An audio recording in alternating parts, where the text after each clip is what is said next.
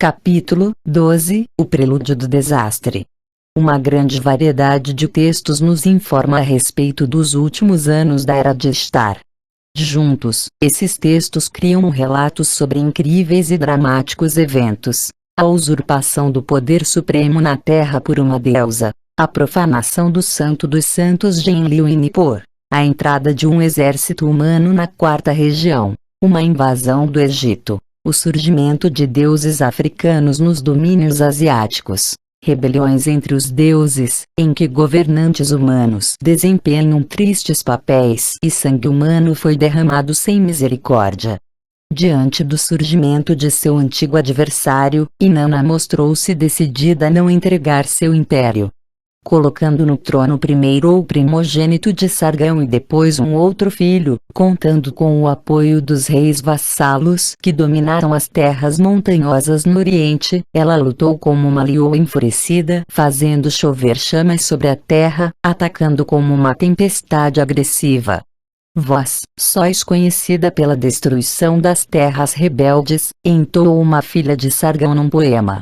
Vós, sois conhecida por massacrar seu povo, voltando-se contra a cidade que não disse que a terra é vossa, fazendo seus rios correrem tintos de sangue.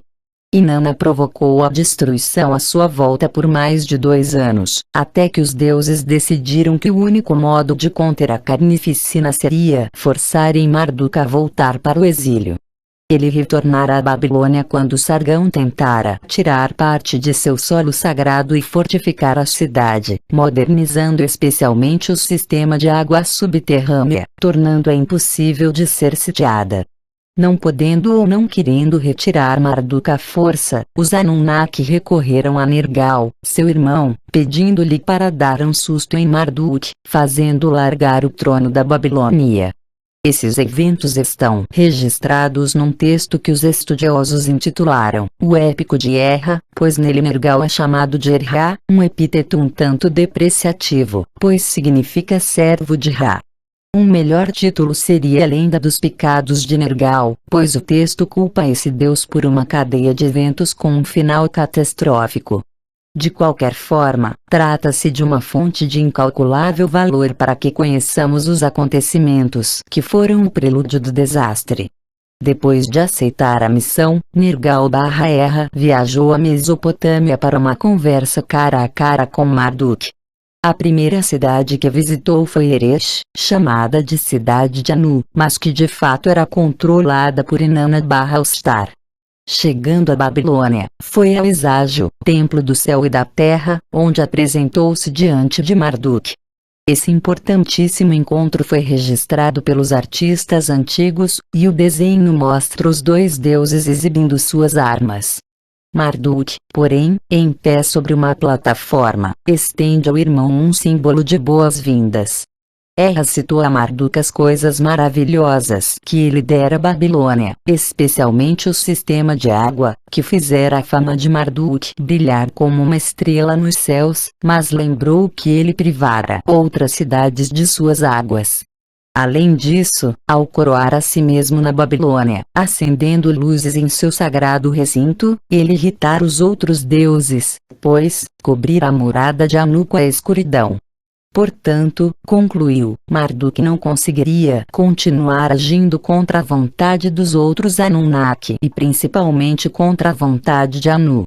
Marduk explicou por que tivera de tomar tais providências. Depois do dilúvio, os decretos do céu e da terra se perderam.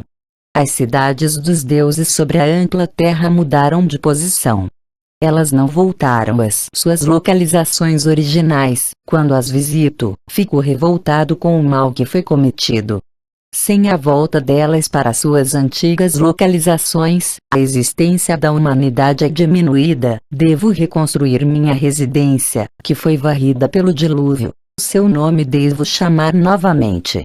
Entre as desordens pós-diluvianas que perturbavam Marduk estavam algumas filhas do próprio Erra no trato de certos artefatos divinos, o instrumento de dar ordens, o oráculo dos deuses, o sinal da realeza, o cetro sagrado que contribui para o brilho da monarquia, onde está a sagrada pedra de radiação que tudo desintegra. E Marduk continuou: se eu for obrigado a sair, no dia em que deixar minha sede de governo, seu sistema de poços deixará de funcionar, as águas não subirão, o dia claro se transformará em trevas, a confusão se levantará, os ventos da seca surgirão, a doença se espalhará. Depois de algumas argumentações, Erra propôs devolver ao irmão os artefatos do céu e da terra se Marduk fosse pessoalmente ao mundo inferior para buscá-los.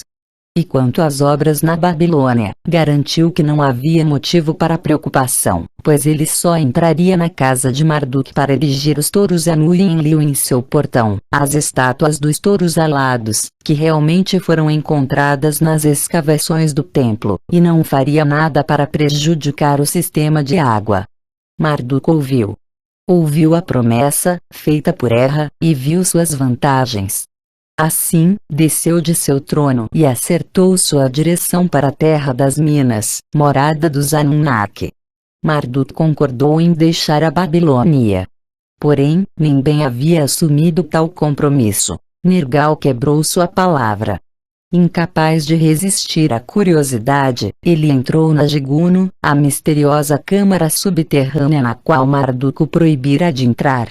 Erra retirou de lá o brilho fonte de radiação de energia, e, como Marduk avisara, o dia escureceu, o sistema de água deixou de funcionar e logo as terras estavam secas e o povo fadado a morrer. Toda a Mesopotâmia foi afetada, e Ea-Enki, Sin e Shamash, em suas respectivas cidades, ficaram alarmados, enchendo-se de raiva contra Erra. O povo fazia sacrifícios a Anu-Estar, mas era tudo em vão. Ea-Enki, o pai de Erra, censurou a atitude do filho. Agora que o príncipe Marduk deixou o trono, o que fizeste? Então ordenou que a estátua de Erra, que já fora esculpida, não fosse colocada no eságio. Vá embora! Vociferou. Parta para onde nenhum deus jamais vai. De início, Erra perdeu a voz, mas logo depois começou a ser insolente. Furioso, arrebentou a morada de Marduk, ateou fogo em seus portões.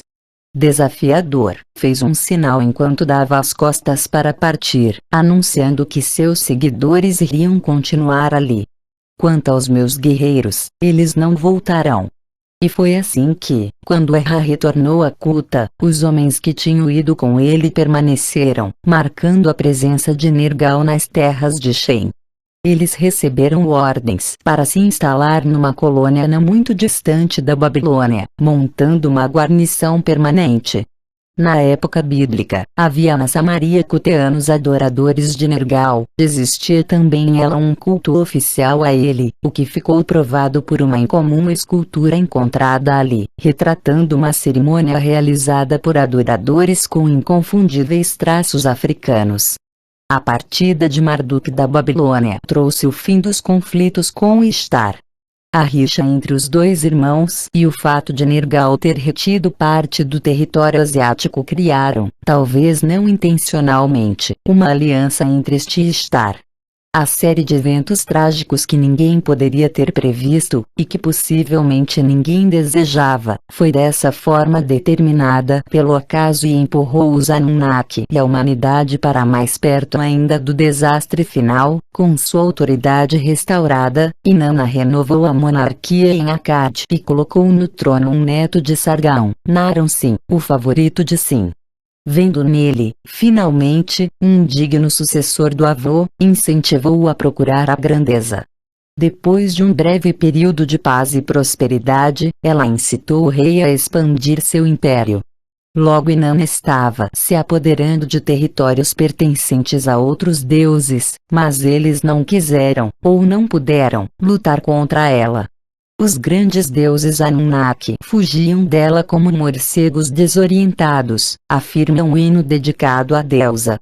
Eles não conseguiam manter-se diante de seu rosto assustador, não conseguiam aplacar seu coração irado. Diversas gravações em pedra nos territórios anexados retratavam Inanna como a cruel conquistadora em que ela se transformara. No início das campanhas Inanna ainda era chamada de Amada de Anu, ou aquela que executa as ordens de Anu.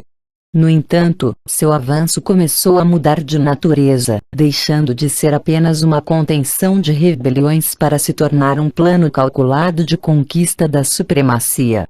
Dois conjuntos de textos, um que trata da deusa e outro de seu protegido, Naram-Sin, registram os eventos daquela época. Ambos indicam que o primeiro alvo de Inanna, fora dos que eram permitidos, foi o local de aterrissagem na Montanha dos Cedros. Sendo uma deusa voadora, ela estava bastante familiarizada com o lugar. Então queimou os grandes portões da montanha e, depois de um breve cerco, obteve a rendição das tropas que aguardavam. Eles se debandaram por vontade própria.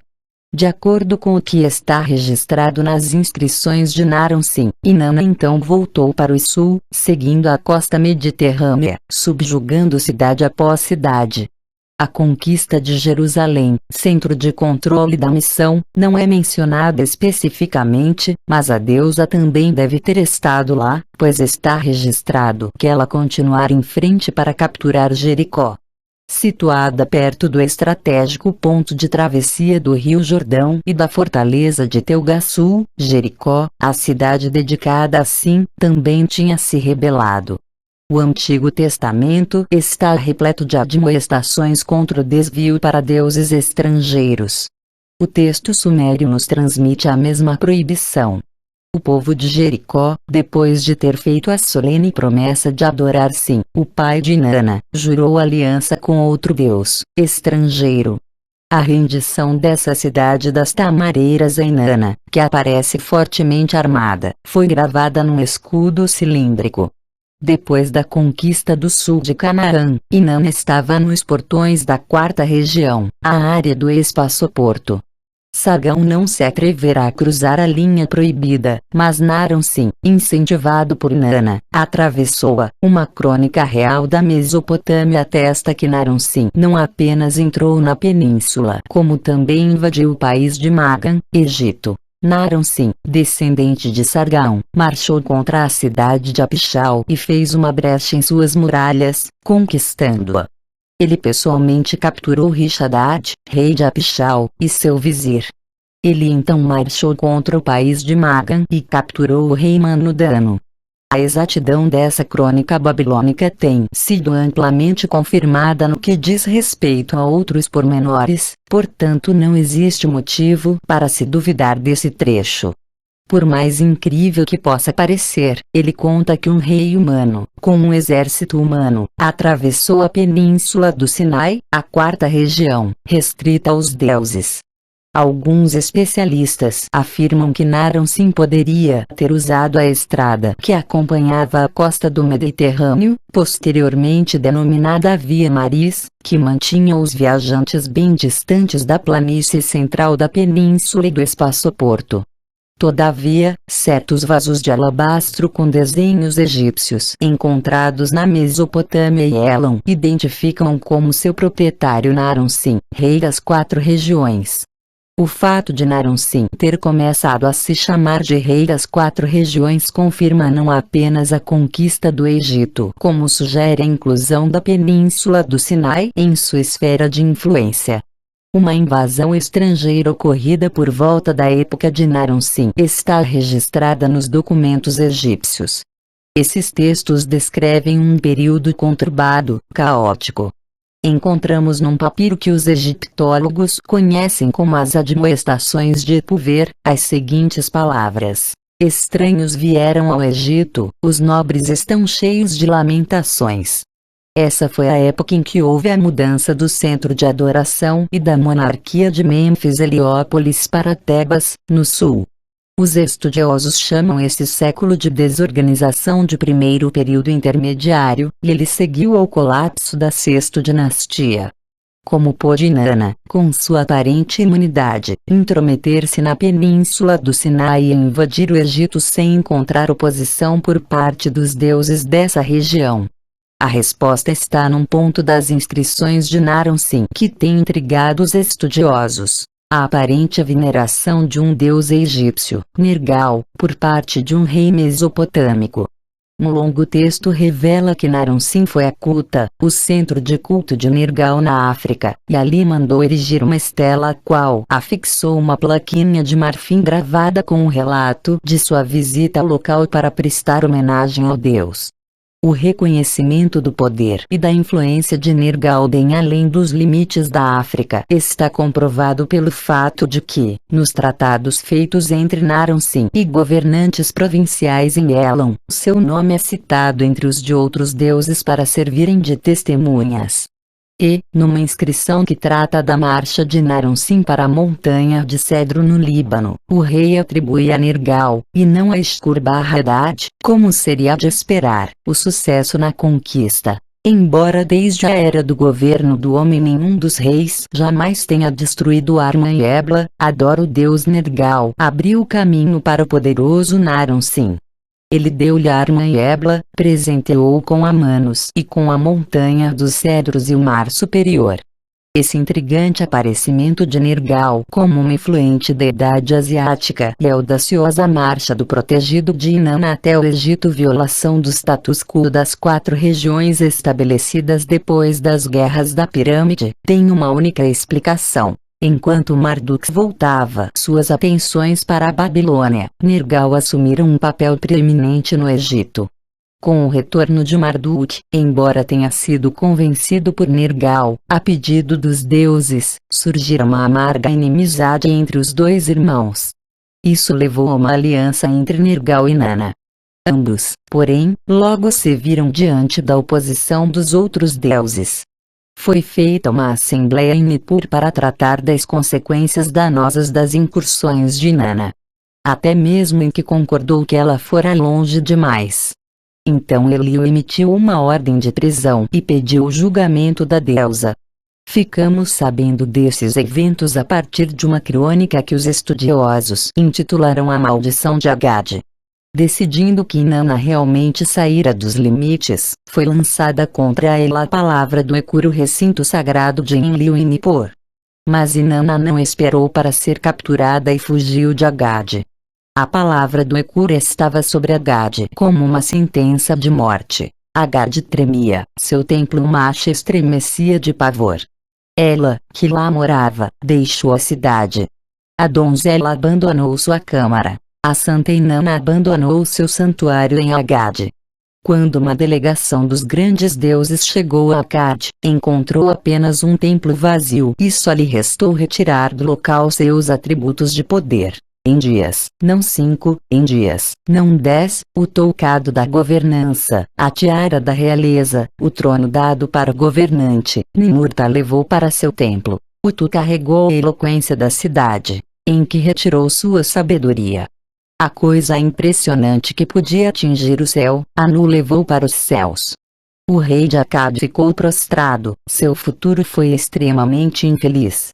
Então, Naram-Sin teve uma visão, uma comunicação de sua deusa Inanna.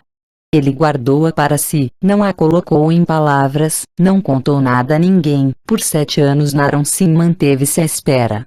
Teria Inanna ido procurar Nergal durante seu desaparecimento de 7 anos? O texto não responde, mas acreditamos que só lá ela encontraria santuário para fugir da cólera de Enlil. Os eventos subsequentes sugerem que a deusa, ainda mais audaciosa que antes, mais ambiciosa que nunca, deve ter obtido o apoio de pelo menos um deus de maior importância, e esse deus só poderia ser Nergal. Portanto, parece-nos uma hipótese bem plausível que Inanna tenha se escondido nos domínios africanos de Nergal. Tudo indica que os dois, analisando a situação, revendo os eventos passados, terminaram formando uma nova aliança que daria um novo arranjo aos domínios divinos. Uma nova ordem seria viável, pois Inanna desestruturara a antiga. Um texto cujo antigo título era Rainha de Todos os Me, reconhece que Inanna derrubara suas regras e regulamentos e declarara-se a deidade suprema, uma grande rainha das rainhas. Anunciando que ela se tornara maior que a mãe que a parira, até mesmo maior do que Anu, Inanna seguiu suas declarações com feitos e capturou Iana, casa de Anu, em Eresh, visando desmantelar esse símbolo da autoridade do Deus Supremo. A monarquia celeste foi capturada por uma mulher. Ela modificou completamente as regras do santo Anu. Não temeu o grande Anu. Ela roubou Eana de Anu, aquela casa de irresistível encanto, duradoura atração. Aquela casa a ela trouxe destruição. Atacou seu povo, fazendo-o cativo. O golpe de estado contra Anu foi acompanhado de um ataque contra a sede e os símbolos de autoridade de Enlil. Inanna encarregou Naram-Sin de executar essa tarefa. O ataque contra o Ekur em Nippur e a resultante queda da cidade de Akkad estão detalhadas no texto A Maldição da Gade. A partir dele entendemos que, depois da espera de 7 anos, Naram-Sin recebeu outros oráculos, e daí em diante mudou sua linha de ação.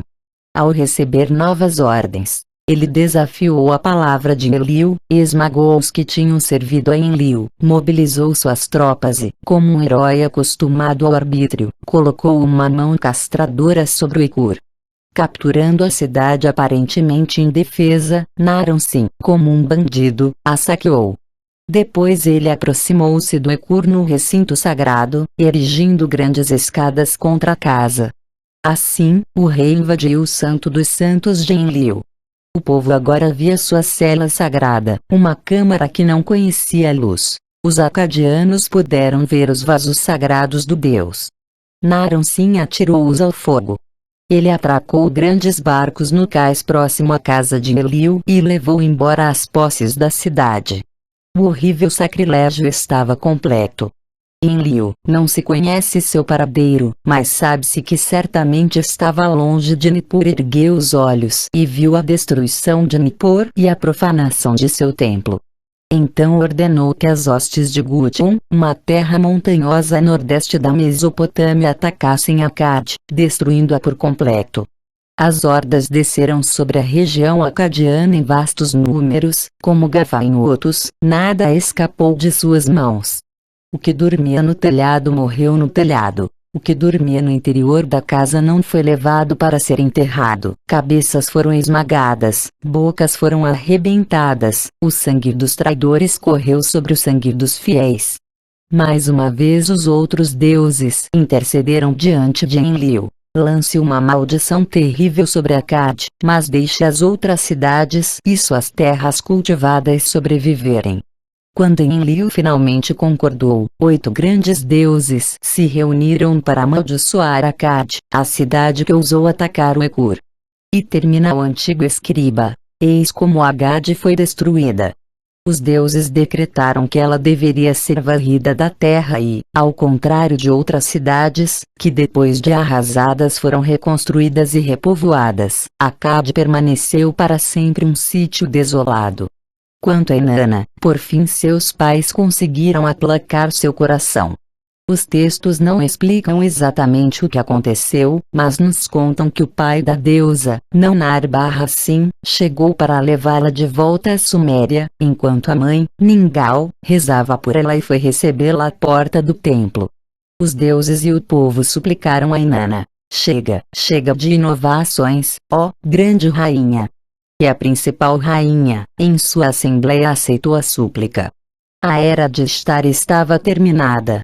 Todas as evidências escritas sugerem que Enlil e Ninurta estavam longe da Mesopotâmia quando Naram-Sin atacou Nippur, mas as hordas que desceram da montanha para arrasar Akkad eram as hostes de Enlil, provavelmente lideradas por Ninurta. As listas de reis sumérias chamam a terra de onde saíram esses vingadores de Gution. Na lenda de Naram-Sin, eles são chamados de uma manda, possivelmente hordas dos irmãos fortes e distantes, que saíram de acampamentos na habitação de Enlil, situada na terra montanhosa cuja cidade os deuses tinham construído. Alguns versos dos textos sugerem que esses homens eram os descendentes dos soldados que tinham acompanhado Enmerkar em suas distantes viagens, que haviam assassinado seu anfitrião e foram punidos por Utu/Shamash com exílio. Tendo se tornado uma tribo numerosa, comandada por 7 chefes irmãos entre si, eles receberam ordens de Enlil para arrasar a Mesopotâmia e se atirar contra o povo que matara em Nippur. Por algum tempo os débeis sucessores de Naram Sin tentaram manter um poder central, enquanto as hordas capturavam cidade após cidade. A situação confusa está descrita nas listas de reis sumérias com as perguntas: quem era rei? Quem não era rei? Irgigi era rei? Nanum era rei? Imi era rei? Elulu era rei? No final, os gutianos assumiram o controle de toda a região da Suméria e Akkad. A monarquia ficou nas mãos das hordas de Gutian. Durante 91 anos e 40 dias os gutianos dominaram a Mesopotâmia. Nenhuma capital recebeu um nome referente a eles, mas parece que Lagash, a única cidade suméria que escapou ao saque dos invasores, era seu quartel-general. E foi de sua sede em Lagash que Ninurta começou o demorado processo de restaurar a agricultura do país e, principalmente, o sistema de irrigação que fora destruído no incidente Erra-Marduk. Esse capítulo da história da Suméria pode ser chamado de Era de Ninurta. O ponto central dessa era foi Lagash, uma cidade que começou como um recinto sagrado, o Gersu, para Ninurta e seu divino pássaro preto.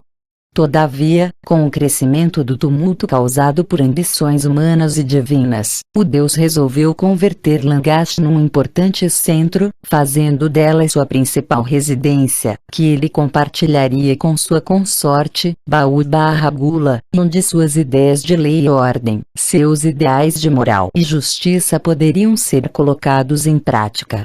Ninurta designou vice-reis humanos para ajudá-lo na tarefa e encarregou-os da administração e defesa da cidade-estado.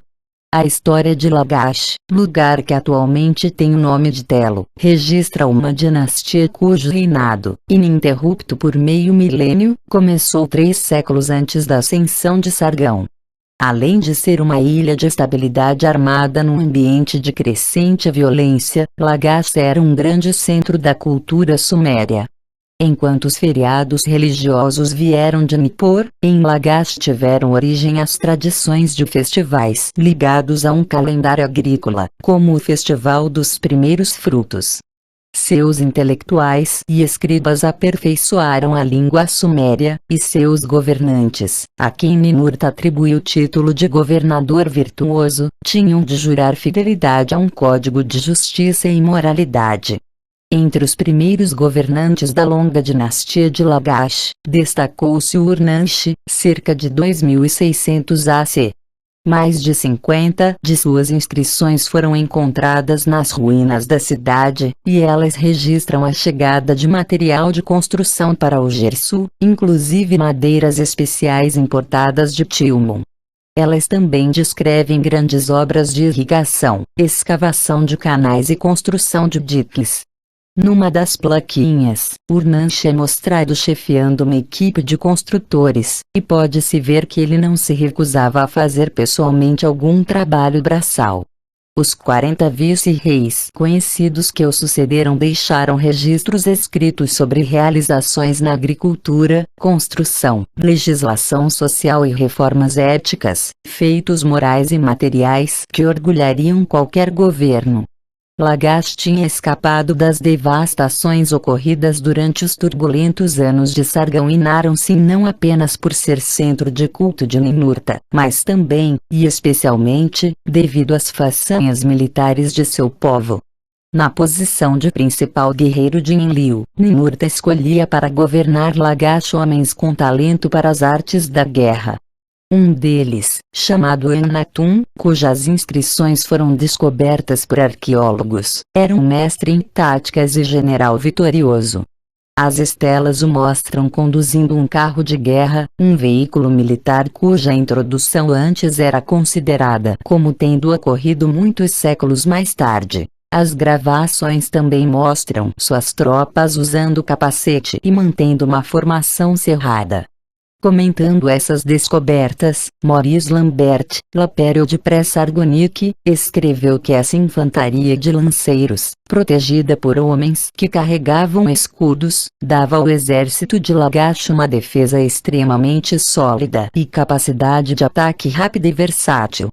As vitórias de Ennatum, impressionaram até mesmo Inanna, a ponto de ela se apaixonar por ele. E porque ela amava Akhenaton, deu-lhe a sabedoria sobre Krish, além da governança de Lagash, que já era dele. Dessa forma, Akhenaton tornou-se Lugal, potentado, da Suméria e, mantendo as rédeas com um firme punho militar, fez prevalecer a lei e a ordem. Ironicamente, o período caótico que precedeu Sargão de Akkad encontrou em Lagash não um forte líder militar, mas um reformador social chamado Urukagina.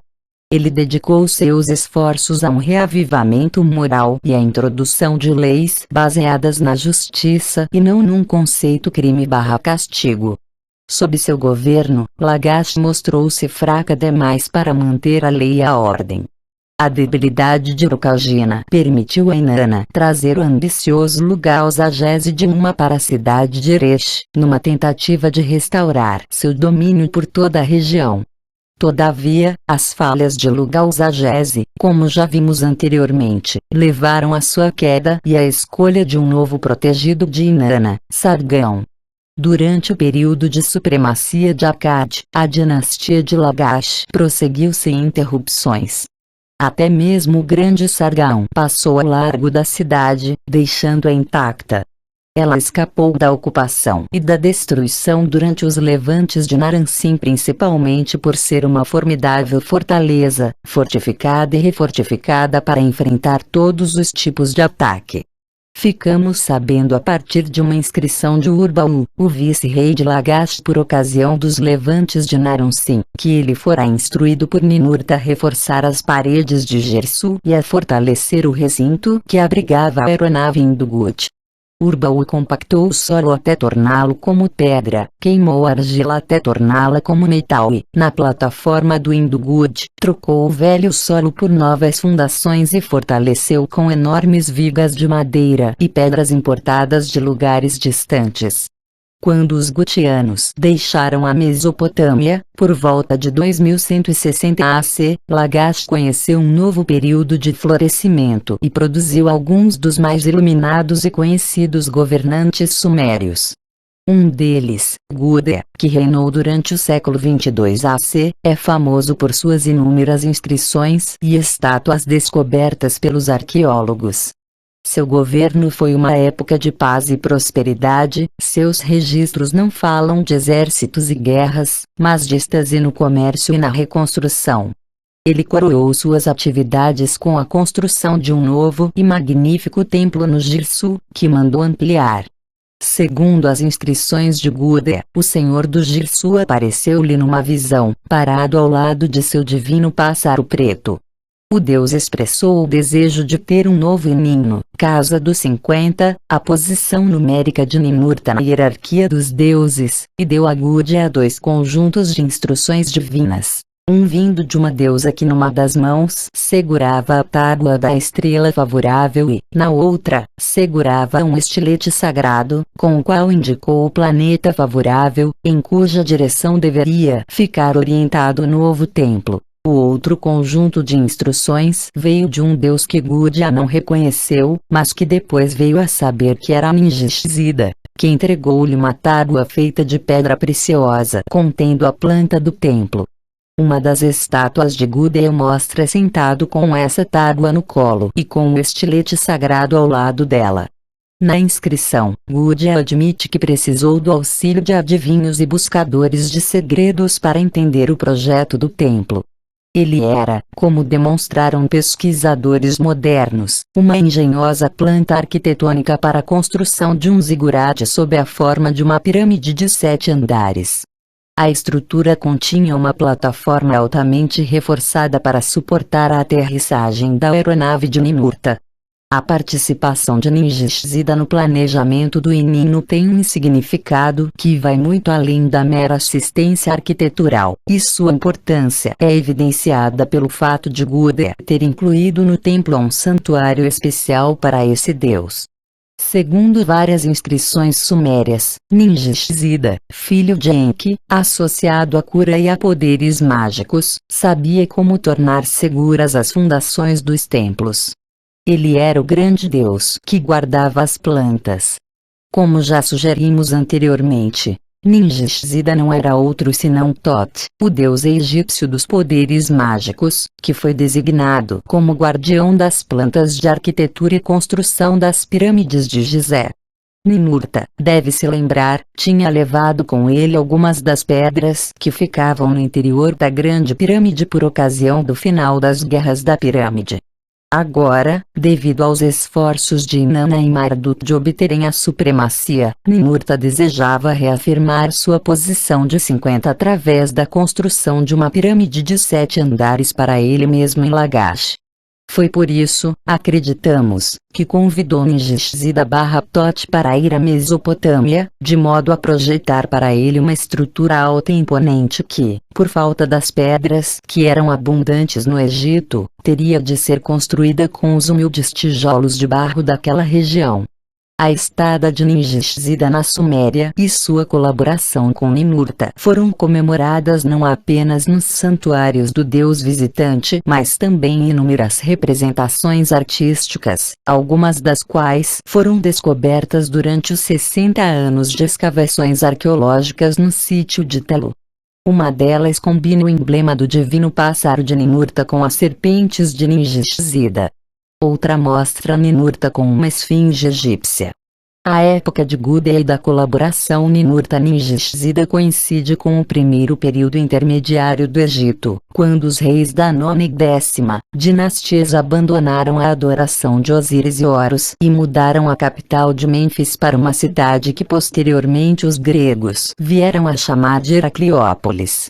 A partida de Thoth do Egito pode ter sido consequência dos tumultos ocorridos naquela região, e algo semelhante explicaria seu subsequente desaparecimento da Suméria. Segundo E. Van Buren em Tegor de Ninjishzida, esse deus foi tirado da obscuridade na época de Gudea, só para se tornar um deus fantasma e uma simples memória em épocas posteriores, assírias e babilônicas. A era de Ninurta na Suméria, que atravessou incólume a invasão gutiana e continuou durante o período de reconstrução, foi só um interlúdio. Um habitante das montanhas em seu coração, Ninurta logo começou a voar pelos céus em seu divino pássaro preto, visitando seus domínios mais atrasados ao nordeste e até mesmo mais distantes. Aperfeiçoando constantemente as artes marciais das tribos montanhesas, ele deu-lhes grande mobilidade através da introdução da cavalaria, o que ampliou em centenas e até milhares de quilômetros seu poder de ataque. Ele retornara à Mesopotâmia, a chamado de Enlil, com o objetivo de pôr fim ao sacrilégio cometido por Naram-Sin e às confusões causadas por Inanna. Com a volta da paz e da prosperidade, ele partiu novamente da Suméria. Inanna, que nunca desistia, aproveitou-se de sua ausência para retomar a sede da monarquia para Eresh. A tentativa durou apenas alguns anos, pois Anu e Enlil não aceitaram as intenções da deusa.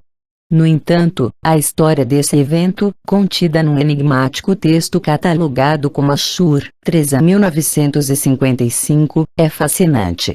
Ela nos faz lembrar a lenda de Excalibur, a espada mágica do rei Arthur que foi encravada numa pedra e só poderia ser retirada pelo homem destinado a ser rei, e lança luz sobre os acontecimentos precedentes, inclusive o incidente com o qual Sargon ofendeu Marduk. Sabe-se que quando a realeza foi descida do céu, para se iniciar em Kish, Anu e Enlil lá estabeleceram um pavilhão do céu. Em seu solo de fundação, para todo sempre eles implantaram o Shuadaku, um artefato feito de uma liga de metal cujo nome em tradução literal significa Suprema Arma Forte e Brilhante. Esse objeto divino foi transportado para Eresh quando a sede da monarquia se transferiu para lá e continuou a ser levado de um lado para outro enquanto a realeza mudava de cidade.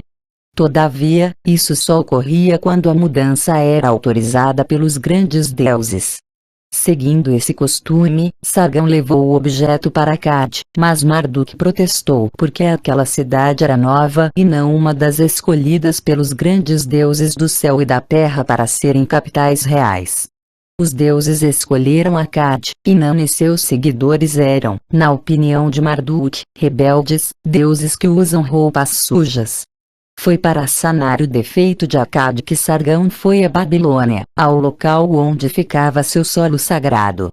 A ideia era remover parte dessa terra e levá-la para um lugar diante de Akkad, onde seria implantada a arma divina, assim legitimando a nova capital. Foi como castigo para esse ato, diz o texto, que Marduk instigou rebeliões contra Sargão e também lançou sobre ele uma inquietação. Alguns estudiosos acham que o termo significaria insônia, que o levou à morte. O texto continua contando que, durante a ocupação dos Gutianos que se seguiu ao reino de Naram-Sin, o objeto divino permaneceu intocado ao lado das obras de represamento das águas, porque não se sabia como executar as regras relacionadas com o artefato divino.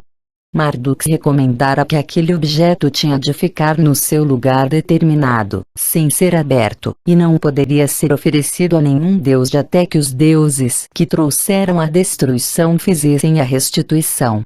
Todavia, quando Inanna aproveitou a oportunidade para fazer de Erecha sede da monarquia, o rei escolhido por ela, o Tu-Egal, tirou o Shuadaku de seu lugar de repouso. Pegou-o na mão, embora ainda não tivesse chegado a hora da restituição. Sem autorização, Tu-Egal levantou a arma contra a cidade que estava sitiando, mas assim que fez isso tombou morto. O rio levou seu corpo afundado. As ausências de Ninurta da Suméria e a tentativa fracassada de Inanna em recapturar a sede da monarquia para Eresh indicaram a Enlil que a questão da divina governança da Suméria precisava ser definitivamente resolvida.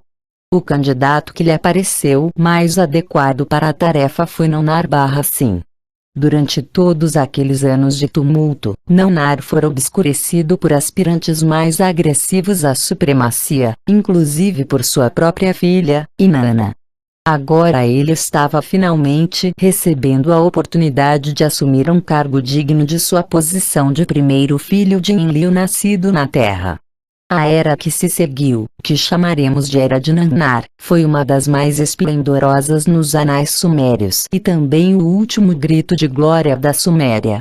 O primeiro passo de Nannar foi fazer de sua cidade, Ur, uma grande metrópole capital de um vasto império. Indicando uma nova linha de governantes, chamada pelos especialistas de terceira dinastia de Ur, ele conseguiu para a civilização suméria picos de avanço material e cultural sem precedentes.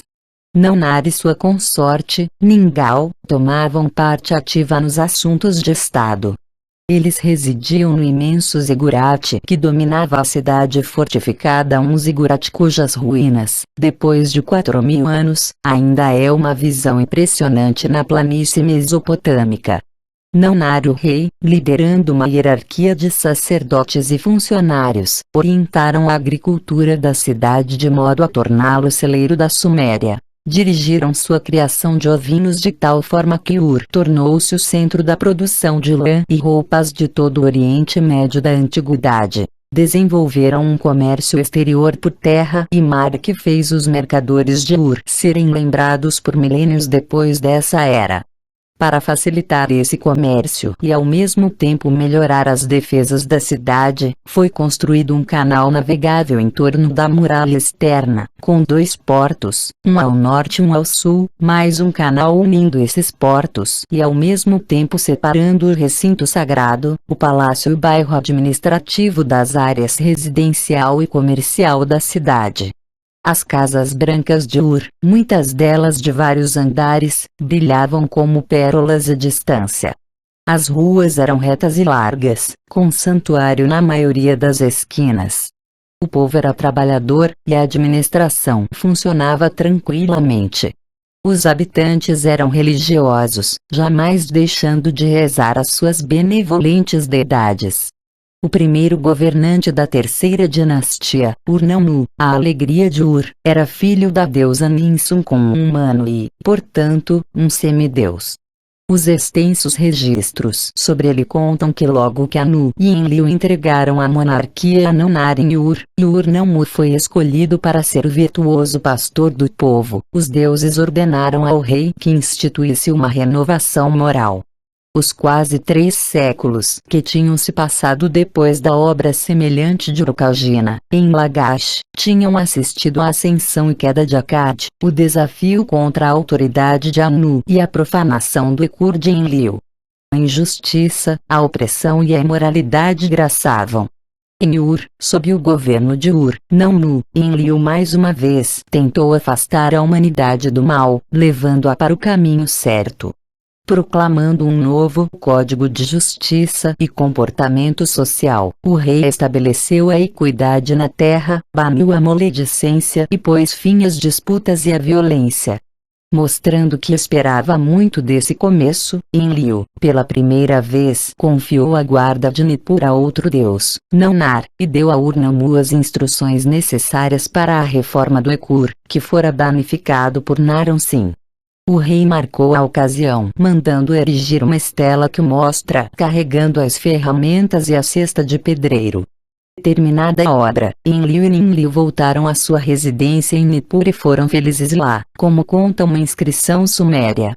A volta aos costumes certos envolveu não apenas a justiça social entre o povo, mas também a adoração adequada dos deuses.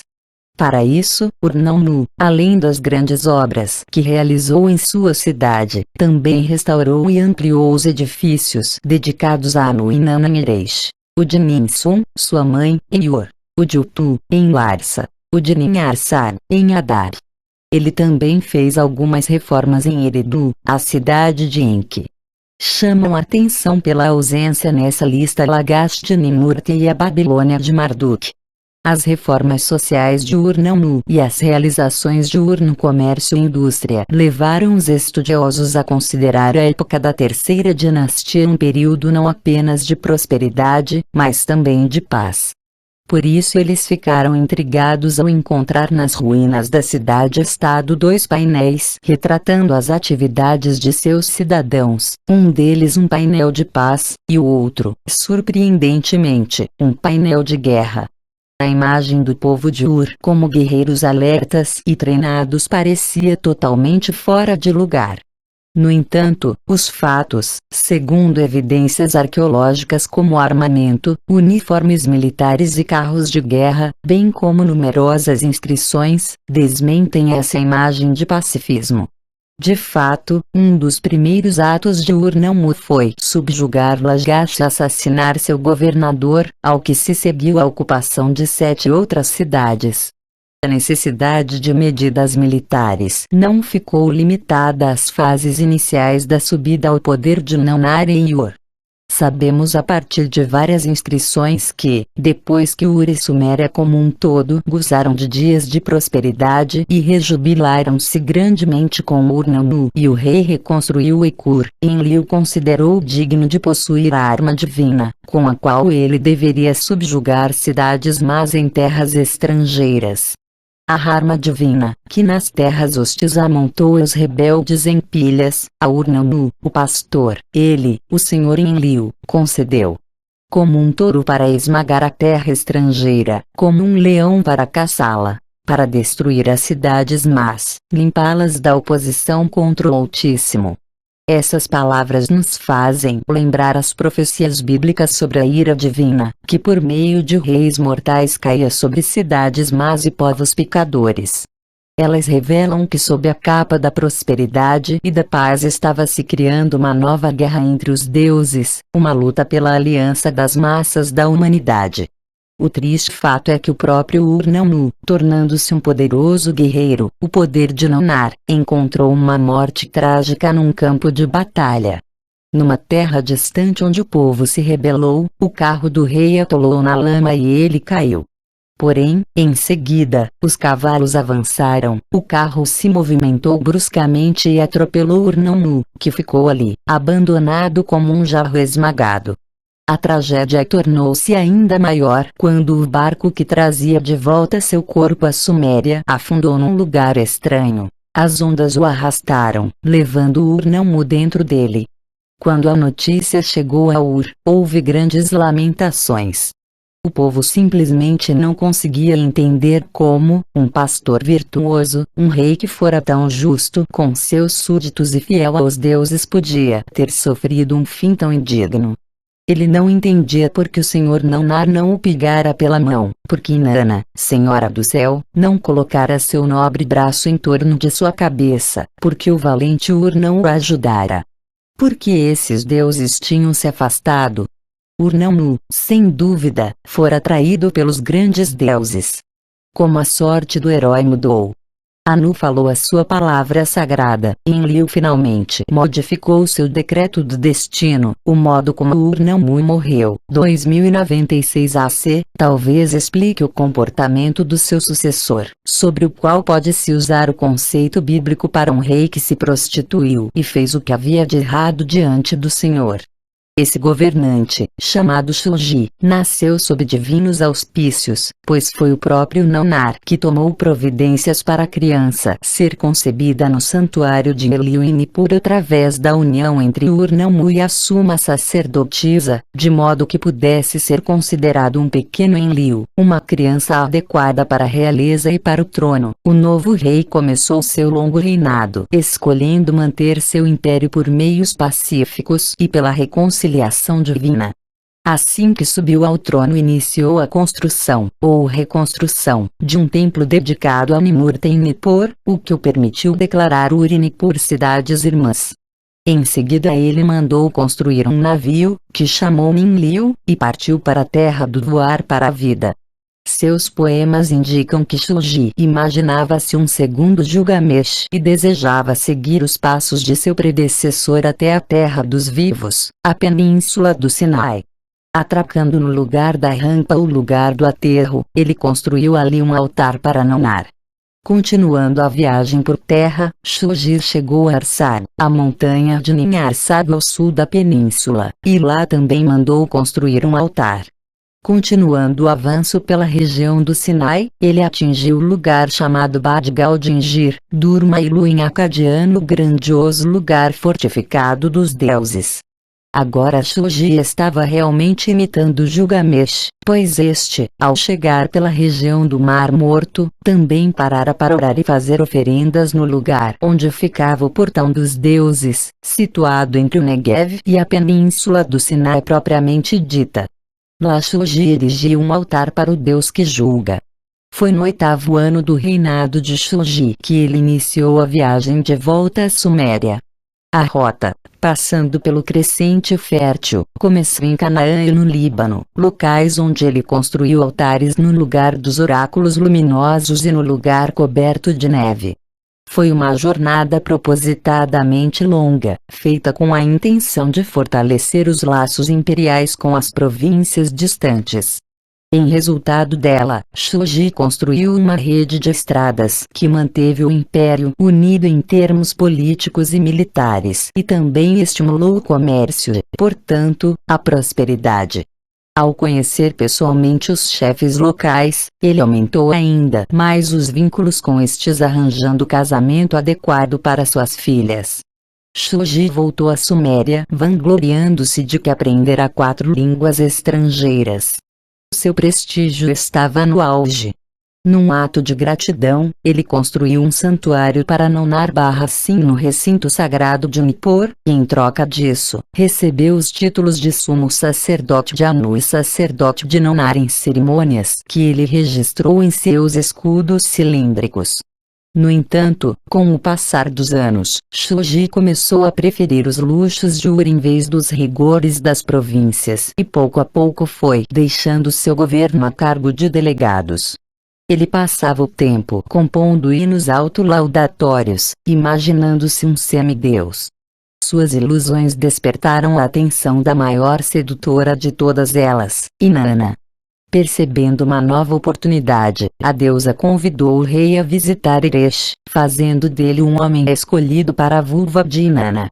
Vejamos as palavras do próprio Shulgi. Com o valente Utu, um amigo que é como irmão, bebi vinho forte no templo fechado por Anu. mais menestréis cantaram para mim as 7 canções do amor. Inanna, a rainha, a vulva do céu e da terra, estava ao meu lado, banqueteando-se no templo. À medida que foi crescendo a inevitável inquietação tanto na metrópole como nas províncias, Shuji procurou apoio militar na província de Elon, a sudeste. Fazendo sua filha casar-se com o vice-rei, deu-lhe como dote a cidade de Larsa.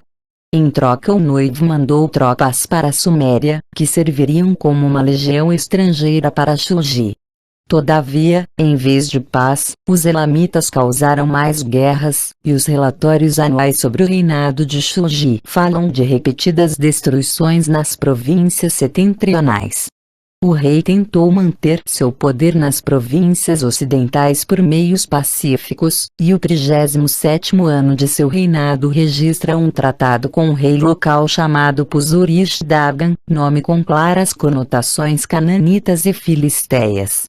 O tratado permitiu a Shuji voltar a usar o título de rei das 4 regiões. A paz na região ocidental, contudo, não durou muito. Ao completar 41 anos, 2055 AC, Shuji recebeu certas profecias de Nanar-Sim e logo em seguida foi enviada uma expedição militar contra as províncias cananeias. 2 anos depois ele podia novamente afirmar que era herói, rei de Ur, governante das 4 regiões. Os indícios sugerem que as tropas elamitas foram utilizadas nessa campanha e que esses estrangeiros chegaram a atingir os portões de entrada da península do Sinai. Seu comandante chamava-se a si mesmo de favorito do Deus que julga, amado de Inanna, aquele que ocupou Dur e Lu. Porém, nem bem as tropas de ocupação retiraram-se, começaram novamente as rebeliões. Então, no ano de 2049 AC, Shuji ordenou a construção de uma muralha ocidental para proteger a Mesopotâmia. Shuji ainda continuou no trono por mais um ano, que foi repleto de inquietações. Embora até o final ele tenha insistido em se proclamar querido de Anu, não era mais um escolhido de Anu e Enlil. Segundo o ponto de vista dos deuses, que está registrado em textos sumérios, os divinos regulamentos ele não seguiu, sua honestidade ele sujou. Por isso, foi decretada a morte de um pecador no ano de 2048 AC. Quem sucedeu Shuji no trono foi seu filho, Amar-Sin. Apesar de os primeiros 2 anos de seu governo serem lembrados por suas guerras, seguiram-se 3 anos de paz. Todavia, no 6º ano houve um levante no distrito setentrional, Assur, e no 7º, 2041 AC, foi necessária uma importante campanha militar para reprimir 4 localidades ocidentais e suas terras. Parece que essa campanha não foi muito bem sucedida, pois a ela não se seguiu a costumeira concessão por Nanar de títulos ao rei. Em vez disso descobrimos que Amar-Sin, rei de Ur, voltou sua atenção para Eridu, a cidade de Enki, estabelecendo lá uma residência real e assumindo as funções sacerdotais. Essa mudança na filiação religiosa pode ter sido causada pelo desejo prático de assumir o controle das docas de Eridu, pois no ano seguinte, o 9º de seu reinado, Amar-Sin zarpou para o mesmo lugar da rampa visitado por seu pai. Todavia, ao chegar à terra de voar para a vida, ele foi picado por uma serpente, ou um escorpião, e morreu. Amar-Sin foi substituído no trono por seu irmão Shu-Sin. Apesar de existirem registros de 2 incursões militares contra as cidades do norte em seus 9 anos de reinado, 038-30 AC, eles se destacaram mais pelas medidas de defesa que foram tomadas, como o fortalecimento da muralha ocidental contra os amoritas e a construção de 2 grandes embarcações, o grande navio e o navio do Abzu. Tudo indica que Shu-Sin estava se preparando para fugir por mar, quando o novo e último rei de Ur, Ibi-Sin, subiu ao trono. Invasores vindos do ocidente já estavam entrando em choque com os mercenários elamitas na própria Mesopotâmia. Logo o coração da Suméria estava sendo sitiado. O povo de Ur-Nippur escondia-se atrás de muralhas protetoras, e a influência de Namnar restringiram-se a um pequeno enclave. Como acontecera antes, Marduk esperava nas sombras. Acreditando que sua vez de conquistar a supremacia finalmente chegara, ele deixou o exílio e conduziu seus seguidores de volta à Babilônia. Então foram usadas as armas aterradoras, e o desastre, só igualado pelo dilúvio, caiu sobre a humanidade.